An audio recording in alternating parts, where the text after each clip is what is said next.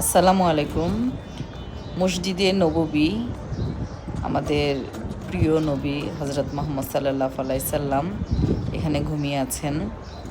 তো নবীজিকে সালাম দেওয়ার জন্য সবাই এই মসজিদে আসে।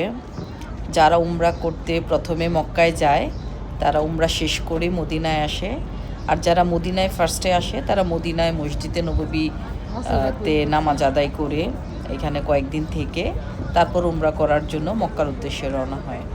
তো মসজিদে নববীর সামনে আসলে অনেক জায়গা, এখানে নামাজ পড়া হয়। অনেক দেশ থেকে অনেক মানুষ আসলে এখানে এসেছে, দেখতে খুবই ভালো লাগে। কত দেশের কত মানুষ আসলে আল্লাহকে খুশি করার জন্য, নবীজিকে সালাম দেওয়ার জন্য এই পবিত্র জায়গাটিতে এসেছে।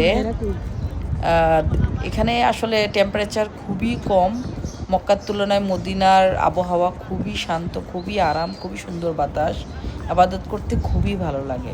সবাই ভালো থাকবেন। আল্লাহ হাফেজ।